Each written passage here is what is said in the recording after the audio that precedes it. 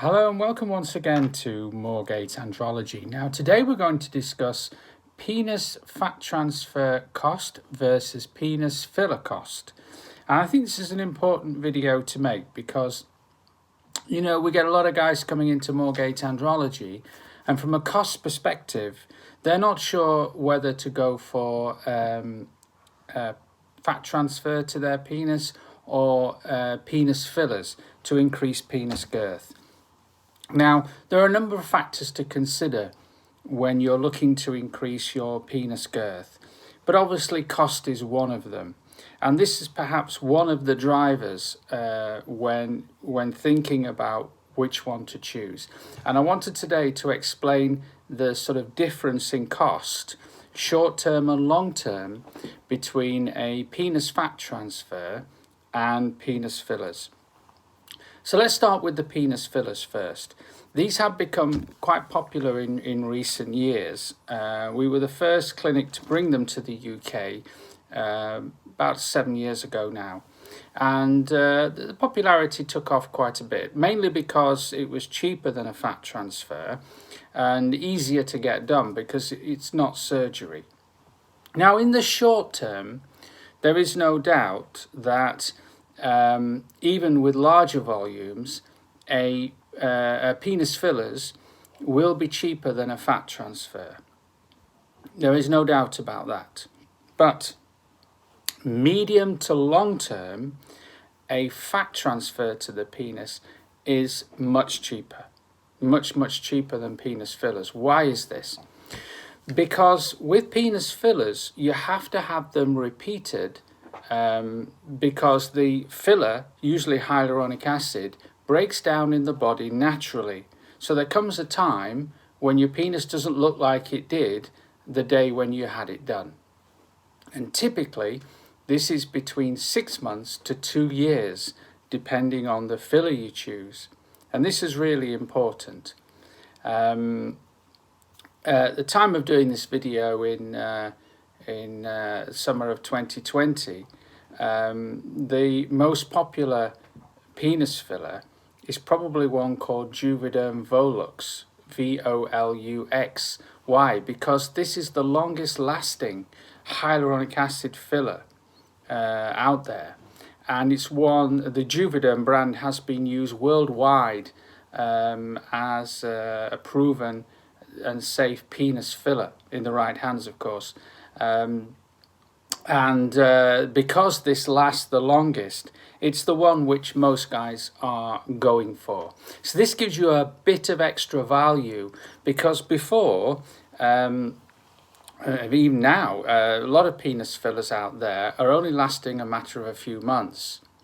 Some up to a year, some as little as 6 months. Obviously, if you have to have it repeated every 6 months, then this is going to be quite a costly exercise to keep doing.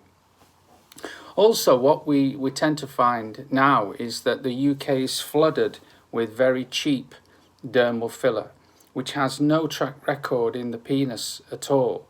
You should be careful if you're looking to get a dermal filler to the penis that you choose a product which has been used extensively in the penis here and abroad, such as Juvederm.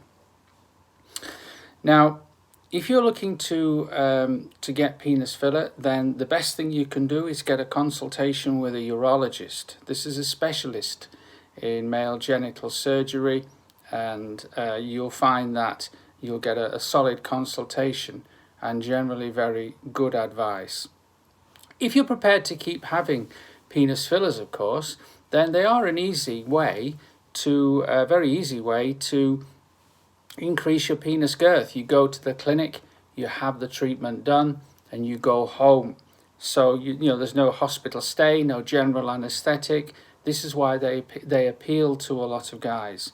What I would say to you is this, that in our experience at Moorgate, around 50% of patients who start with penis filler end up having a fat transfer, because when it comes to top-up time, then they realize that certainly in the medium to long term, this is going to be a more cost-effective option.